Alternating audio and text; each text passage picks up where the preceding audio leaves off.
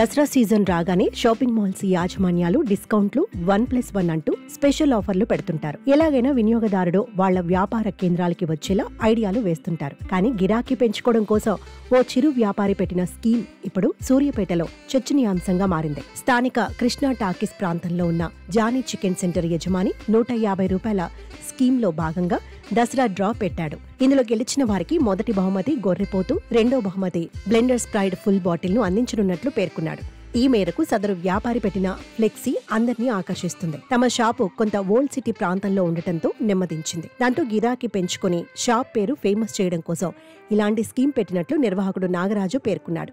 అందరూ వినాయక మండపాల దగ్గర bike, laddu స్కీమ్లు, shop వాళ్లు రకరకాల స్కీమ్లు పెడుతుండడం చూసి తాను ఒక భిన్నమైనది పెట్టి గిరాకీ పెంచుకోవాలని ఈ ఆలోచన చేసినట్లు తెలిపాడు. ఇప్పటికే ప్రజల నుండి రెస్పాన్స్ వస్తుందని అతను చెప్పాడు. నమస్కారం అండి, మాది కృష్ణా టాకీస్ దగ్గర చికెన్ మటన్ షాప్ అండి. మా చికెన్ మటన్ షాప్ దగ్గర ఈ సంవత్సరం దసరా సందర్భంగా లక్కీ డ్రా పెట్టడం జరిగింది. ఈ లక్కీ డ్రా ఫస్ట్ కూపన్ వచ్చేసి గొర్రెపోతు బ్లెండర్ స్ప్రైడ్ ఫుల్ బాటిల్ 15 కేజీల గొర్రెపోతు ఒక ఫుల్ బాటిల్ ఇవ్వడం జరుగుతుంది. రెండవ బహుమతి ఒక ఫుల్ బాటిల్ ఇవ్వడం జరుగుతుంది.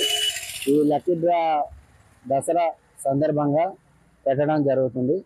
మా షాపు అడ్వర్టైజ్మెంట్ కోసం మా షాపు కొంచెం వ్యాపారం అనేది కొంచెం అభివృద్ధిలో రావడానికి కొరకు ఈ లక్కీ డ్రా పెట్టడం జరిగింది. ఈ ఆలోచన మాకు రావడానికి కారణం ఏంటంటే చాలా చోట్ల వినాయకుని దగ్గర లడ్డు డ్రా తీయడం జరుగుతుంది, స్కూటీలు డ్రా తీయడం జరుగుతుంది, రకరకాలుగా వినాయకుల డ్రా తీస్తున్నారు.